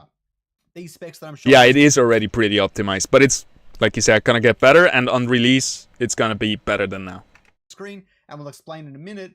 Talk to that very, very well, and I'm going to explain just where these CPUs and GPUs fit, explain how it all works, and then break down these parts and maybe other parts you could consider buying to make up a really nice PC that will run Illuvium either decently and okay, or very, very well on a very tight budget. So I'm really looking forward to this video. I hope you guys tune in. The first thing is in this Epic Games thing, you can see the minimum specs on the left here and the recommended specs on the right. The first thing we'll notice is that minimum is Windows 10 and recommended is Windows 11. I don't have Windows 11 because I don't know how to upgrade, but I'll figure it out eventually. So Windows 10 it is for me. The CPU needs to be an Intel i3 10th gen. We'll get to the specifics of the hardware in just a minute. It needs to be an i3 10th. I got an i7 but 9th gen. I think that should be alright.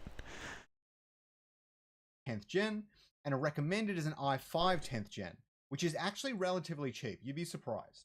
Memory 8 to 16 gigabytes, and memory 16 to 32 gigabytes. I would definitely be recommending 16 gigabytes For sure. any PC. I think 8 is too little, Yeah. but you don't need 16 to be able to play the game. The GPU it's recommending is a 1660 Ti. That's actually nothing. The minimum specs are really low. I love to see that. Because that was one goal that they were highlighting early on in the... when everything started, there was a lot of talk about, yeah, we want to make it so everybody can play it on shitty computers. Kind of like World of Warcraft, right? By now you can turn up the graphics really high, but you can still play it on a 2000 year 2000 machine if you turn everything down low. Or an RX 580. Now, primarily, these are actually pretty cheap. You can get them about 150 USD. I will be pricing the whole video in USD. But secondhand, you could probably even get these for 50 to 100 bucks each. Okay, so for the CPU and the GPU, you might actually be able to build a full PC for about 300 USD. I know that doesn't suit absolutely everyone, but it's definitely worth considering. And again, we'll break that down very soon. GPU for the recommended is a 2070 Super or an AMD RX 5700 XT. These are both really great cards and very, very well priced. Okay, I will say I had a 2080 Super at one point. I had a 1060 for a very long time. I also have a 1660. I have a lot of different cards. DirectX 12. This should already be installed on the computer. You don't need to worry about this. Storage SSD. I definitely recommend this. Don't get a HDD on your PC. I will explain that in just a minute. Make sure you have an Illuvium account that you can take care of that. And the audio and text is English. And hopefully they'll add support for other languages in the future. So I know that there's going to be a lot of people watching that don't understand how PCs kind of work particularly well. So I'm going to give you the 2-minute breakdown, probably even shorter. The two main components in a computer are the CPU, the central processing unit, and the GPU, the graphics processing unit or graphical processing unit. Now, the CPU is like the brain of your computer. Basically, if you do anything, if you open a Chrome tab, if you open Photoshop, if you use pretty much any program, it's going to use your CPU.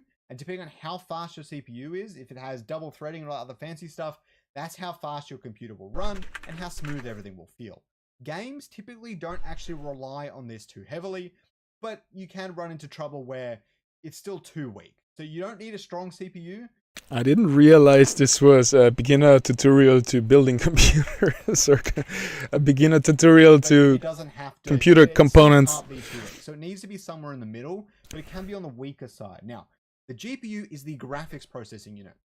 When you run around in the Illuvium overworld and you see that Atlas pop up and it's walking around, all the lights bouncing off it and everything, the GPU has to figure out all of that information. As to say, the light's coming from here, this texture has this many pixels, I need to render up this scene and this mountain. The GPU takes care of all of that.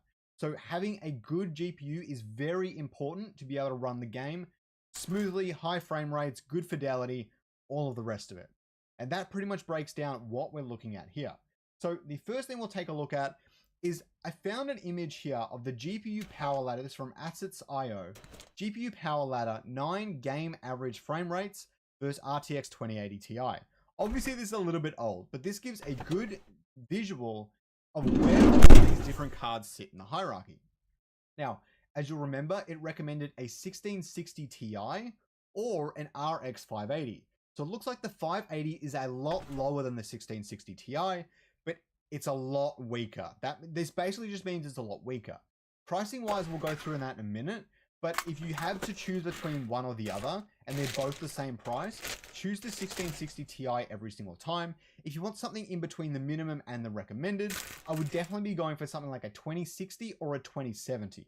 And the PC I'm going to show you at the end is a 2070, and I'll show you. This is actually really interesting, because sometimes, you know, you have those two cards, which actually have the same power or whatever it is, but sometimes there's like $100 difference. So this is really good to check out some benchmarks to really know how much you're getting out of your card. And then you have, like, for example, this two, and maybe there's a big price gap, but there's only 3% more power. So why would you take the more expensive one? Show you why that's really good. But anything in that region, 5600, 2060, they're all going to be really good cards to play Illuvium on. But even down here, the 1660 Ti is actually a really solid card. I expect that to run the game smoothly on low graphics or medium graphics. It's actually going to do a really good job. Now, the 1660 Ti, I'm looking at US prices because of shipping and the way Amazon sorts its things. I don't know how accurate this is going to be, so you're going to need to do the search yourself. But 1660 Ti looks to be about $180. The RX 580, which is the AMD solution, is about $130. So it is a lot cheaper. If you're really on a budget, maybe this is the one you go for. As for the CPU rankings, we can see them all ranked here. And what I find quite interesting with this one is that the i3 10th gen, so you can see here the i3 10100 right here, is actually right next to the i5 10th gen, which as we get up here, actually that's a lot further away than I expected. The i3 10th gen, that was the minimum spec. I'd be going for an i5 8th or above gen on I'm your up PC, here. but I'm you good. can go the lower end if you really need to save some money. So with the i3 10th gen, I'm looking at one here. It looks to be about $240. So if this is what's on your mind, this might be a good one to get. If I go back, that's not going to help. Okay, so the next thing we've got is the recommended specs. Here we've got the 2070 Super, which is about $330. So can be quite steep. You can see the average is about $350 here. And again, if you're looking for secondhand things, you can probably get it even better. So you can see these first two are renewed. I prefer personally to get new products, but that's more when they're newer graphics card. For these older graphics cards, I don't think there's anything wrong with getting a refurbished model, and you're going to get a really good deal. For AMD on the recommended, you can actually get what looks like maybe a Wait, I have a GeForce RTX 2060. Is that gonna be enough? For some reason, this is Show me this again. RTX 2060, we're good. We're up here. What do we need? What was the recommended specs? RTX 2070 Super? Oh, okay, we're kind of far away from that, I guess. 2070 Super is up here with 76, and I'm down here at 60. That's alright. We're gonna be able to run it kind of well, but I still want to upgrade to be able to stream better. Okay, so the next thing we've got is the recommended specs. Here we've got the 2070 Super, which is about $330. So can be quite steep. You can see the average is about $350 Not so bad. here. And again, if you're looking for secondhand things, you can probably get it even better. So you can see these first two are renewed. I prefer personally to get new products, but that's more when they're newer graphics card. For these older graphics cards, I don't think there's anything wrong with getting a refurbished model, and you're going to get a really good deal. For AMD on the recommended, you can actually get what looks like maybe a renewed one or something. Some reason this is really cheap. I don't trust that price at all. It looks like the 5700 XT is probably going to sit around the $300 to $400 mark. And as we go back to this chart, we can see the 5700 XT is just below the 2070 Super. So if they're about the same price, I would definitely inch for the 2070 Super. I find it funny how Scoriox is all this data and science guy. But he's... I can't say it. Cheaper, but if the 5700 XT is cheaper, it might be worth your bang for your buck in that. Like he says, they're close here together, but what's really important is over here.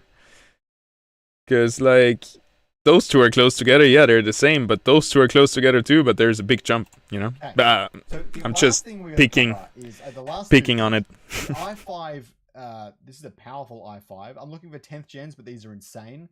Is about $300, which I think is really reasonable, and you will seriously regret it if you cheap out on your Intel core. The other thing we can check out is RAM, and I'll show you how cheap some of the other components in a PC. I know there are other components of PC, but believe me, these two are the most expensive. Yeah, so what? Like for a decent one, you have like 600-700 for graphics and CPU. Then another 100 for the motherboard, another 100 for the case, another 100 for the, how do you call it? The power supply. And then like 1-2 hard drives. Yeah, I guess if you want to go for recommended, like lower end recommended spec, 1500, and you have a really good computer. that will last for a few years too. Because if you go for minimum specs, in 1 year it's gonna be outdated. Like, you shouldn't do that. You should. I feel like when you buy a new computer, you should never go for the highest end, as it's just gonna be overpriced because it's just the newest thing out there right now. And as we can see right here, right here. Sure, on the highest one you get 15% jump, like this, but I'm really sure that the second best one with the 85 is still gonna be able to do everything you want to do for the next 5 years or something. And this probably costs double the money just to jump up to the 2080 Ti. So I would never go for the best, and I would never go for the bottom. I think if you try to buy something in the middle, upper middle class for all the components, you're gonna have the best price to also time appreciation. I don't know how to say it, but you know what I mean, right? Because this guy, 2080 Ti, once the next graphic card comes out, this guy's price is gonna fall and you're gonna have lost a lot of money. And this guy's price from the second and third place, they probably already fell, or maybe down here, they already fell down because newer things came out, so they are already in a good price range. Different cards. Alright, where were we? 817, I remembered. If we look at 16 gigs of RAM, we'll see how much that costs. About $30 or maybe $20. I wouldn't go for... Yeah, I didn't even count the RAM because it's so cheap by now. For your RAM. So you can see how cheap some of these other components are, nail out the graphics card and the CPU we want, and then go from there. The only other thing I will show you here is a PC I found. Now, this is just below the recommended because this is a 2070 in the system instead of a 2070 Super. I don't even have the option for a 2070 Super, but for $650 on 10% off, this is actually a really good deal. And that's what I mean. Like, if you wanna invest around 500 to 800 bucks, or if you wanna buy this guy but you could spend a little bit more, spend a little bit more. This guy is on the lower end, in the middle, and try to get to the upper end in the middle, and it's just gonna last you a lot more years, right? It really depends. Are you gonna wanna upgrade your system probably in 5 years because you know you're gonna have more money then, and you wanna upgrade anyway? Then you can go for a lower end and just upgrade in 3, 4, 5 years. But if you wanna have one that will last you for 5 years plus, don't go for the highest one, but try to be in like the upper middle class. I suggest you do your own research, ask your own friends for advice, and maybe even people in the Discord if they think this might be the right fit for you. I am going to put the link in the description in case you think it's going to be a good fit. This should run Illuvium really, really well, as per the recommended specs on the Epic Game Store. I hope you guys learned something. I hope you understand a bit better how PCs sort of work and how you should be interpreting all of this information when building your PC to play the next greatest Web3 AAA game. Thank you, Scoriox. Great stuff. Please subscribe to him. And I have to agree. And I want to empathize his point that if you buy something used, you're going to get the best deal, and usually you can find used stuff really good. For example, this laptop that I'm playing on, the Razer M15, I think it's called. I think usually it's like 1,600 bucks at least. I bought it for 800 bucks used, and it was like new. Like, there was nothing. It was just some kid trying to sell his Christmas present for half the price that was originally bought for him. And I got a super nice deal on the pretty much brand new gaming laptop for half price. So yeah, don't buy brand newest stuff and shit. Like, try to find some deals, because there's a lot of deals online. I'm gonna find something. Yeah. Oh, that was fun. Should we watch one more, or?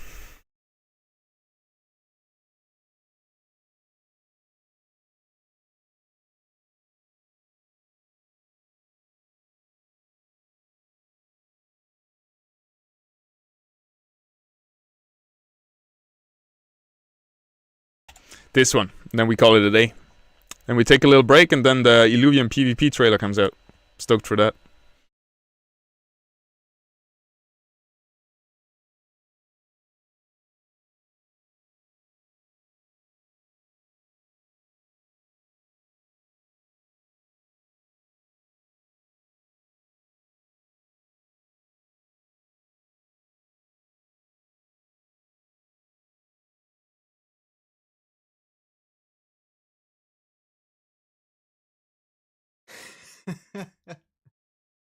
Oh yeah. You ain't seen nothing yet. Alright, that's all I really have to say at the start of this video. Because there's just something about these leaks we just got in the Discord that tells a whole new story for Illuvium. One that I think not just we are going to resonate with, but the broader Web3, Web2, children, adults, the broader community is going to really appreciate it. Now, let me ask you one thing. What do you hate the most when it comes to people dropping trailers for video games? If you have something that's a really huge gripe, leave it in the comment down below because I'm going to tell you what mine is. A lack of gameplay. I can tell from a mile away if a video was someone who hired out a 10-person, third-person studio and got them to whip up a 1-minute video of a ship entering a hangar and landing on the ground, right? There's just a really simple video. There's no internals to that ship. There's no internals to that hangar. It's a very specific angle. You know why I know that? It's because I make that for a living at work. Sometimes that's all I do is I make renders for things and make them look pretty, even though there's not really any substance behind it. Now, that's my job. Making it look pretty is my job. It's very much more in a marketing role rather than a game development role, but that's what I do and I can tell from a mile away. Now, I know that doesn't bother everyone, but I will tell you that it bothers the crap out of me. But when I see a fantastic gameplay trailer, now, it doesn't have to have the same angles, shots, or cutscenes directly from the game, but if you can tell that they've got real gameplay elements in there, things you are going to be able to do in the game for at least 50-60% of that trailer, then that really gets me excited, and it puts a lot more trust in my mind. And that is what Grant and Dimitri and whoever else, probably Andrew's helping a bit as well, is doing as they're building the hype trailer. You can see right here, this is a shot from it. Now, it doesn't look like much. I don't even think it's fully rendered out. But you can see the koala bear in the air. You can see this is an epic shot. There is a hex behind. By the way, this hype PvP trailer is dropping in like 1 or 2 hours or something. Behind it. You can see some sort of hex dome for the arena. You can see the foliage and the environment. You can actually, if we zoom in here down in the bottom left, you can see some really sweet texture on the, what I would assume is like a geyser or a flood down the bottom here as well. It is highly detailed. This thing is going to come out in 4K and it is going to blow people's minds. Yep. The best part of all this is this comes directly from the game itself. I've spoken with them. Everyone spoke with them. You can see it in the general Discord. Just look for mentions of me or something like that. I don't know. You can look in the Discord. They talked about how they've done it. I'll explain that a little bit more at the end because I know you guys want to see these leaks because that is the biggest part of this. The next one we have is that one Sophisto is leak, insane. one of my personal favorites, but this next one's even cooler. So this Sophisto leak, you can see this is Mephisto animation when it rises up. I can't wait for that moment in the PvP hype trailer, and what's the scene around it. To the air. It's gonna be so good. Casts its lightning bolts in the air to come down on enemies, right? And this is the moment right before it casts. So what they've done is they've gotten the Mac camera, they've gotten into the perfect position for this cast, and they've seen the Mephisto cast, and they're building what's going to look like a cinematic trailer, but it is all in-game footage. These are all shots you can capture in-game if you had a 4K computer and like a 4090 or whatever, but that's besides the point. It is all footage you can capture from inside the game. And when you don't have to render it live, when you can spectate old matches and stuff, you can actually upscale it to 4K on pretty much any computer. If your computer's weak, it'll take a lot longer, but you will be able to render out a 4K video because that's the way they're building it. And that's what excites me about this, is we've heard all these tales and promises about you being able to watch cinematic battles, watch your favorite alluvials really dish it out, beautiful textures, beautiful cinematic effects, SFX, and all the rest of it. And this hype trailer is going to be the first major proof of concept of this. Because what does this hype trailer really mean? Is they're going into this game and they're doing custom camera paths and things like that to match up with the pre-existing game that they've built. Well, I really hope we're gonna have all these tools that they're using now for recording the trailer and stuff available to ourselves to make stuff like this on our own. That we can have multiple camera angles, or that we can like have some predefined flight path of the camera, so it's not clunky when we move it around and stuff like this. They haven't built it. They played out a game, they saved and recorded it, and now they're replaying it over a bunch of times and moving the camera around to get these shots for the hype trailer. But what does that mean? Is Dimitri even said himself that they're going to incorporate that into future builds. That has always been the plan. And later on, let's say 12 months from now, I will be able to go into a game I've previously had. I'll be going like a spectator mode. I'll be able to move the camera around exactly how I want with pretty decent control. And I will be able to capture these same shots and make my own hype trailer. You know how crazy the marketing and network effects of that could be? It's mind-blowing. This next one here is huge. See this Doka? So good. He's lining up his fist. There's a Grocko fist to the left, but the Doka in particular is lining up his fist to throw it into your face. Okay, he's lining it up. Do it. And with this next shot, you can see that. Yeah. This is a classic shot that you see in a lot of different like boxing films and that sort of stuff. Rocky, all those sorts of things, where they're throwing their fist directly into the camera, and it makes for a really awesome cinematic shot. We are getting a genuine feature-length film or short film that's could win film awards in some weird universe. I don't think anyone's going to accept a game cinematic, but this thing is going to be high quality. It's going to be top notch, and it's going to be real gameplay footage. And it's gonna drop today in 1 or 2 hours. I can't wait.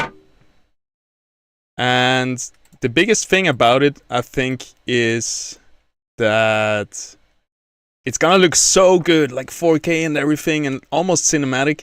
Imagine the cinematic trailer when the game comes out.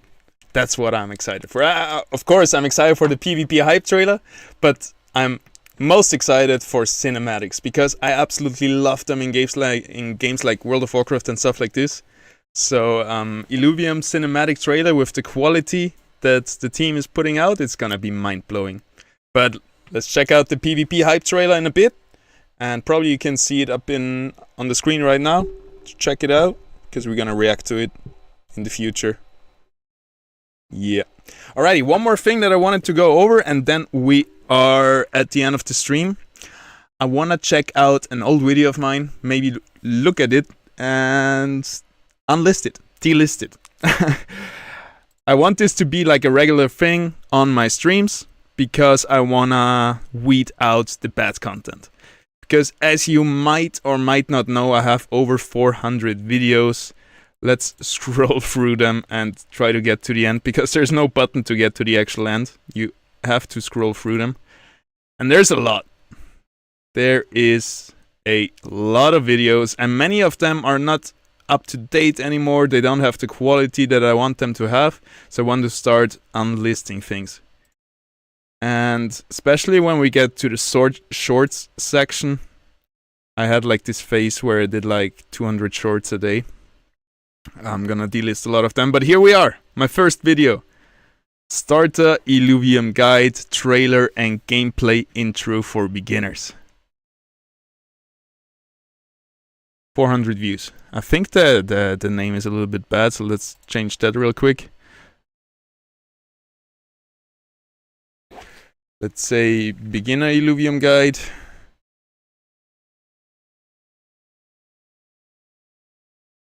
Yeah, that's better.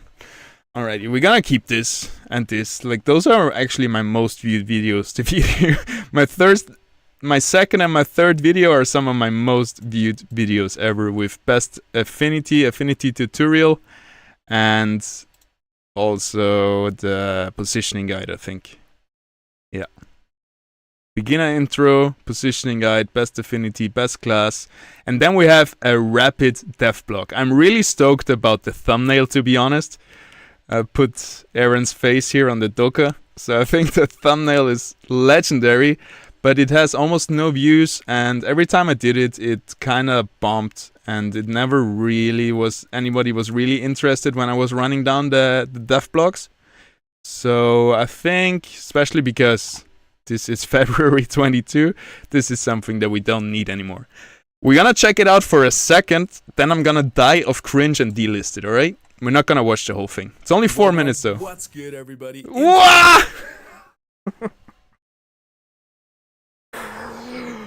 Oh, that was awful.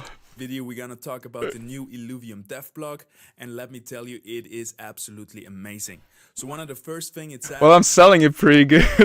I have such a goggle tan that's in the middle of the season. is there are decades where nothing happens and then weeks where decades happen. And in this video we're gonna make decades of reading happen in minutes of watching. Now let's waste no more time and jump right into it. Oh, with the music too. I love it. So the intro basically says March is going to be huge. Many projects are about to be released, some of them being SLV. All right, let's leave it at that. I'm sure this guy is talking a lot about some super even chapters, man. Dude, I fell off. I really tried to sell you this dev blog.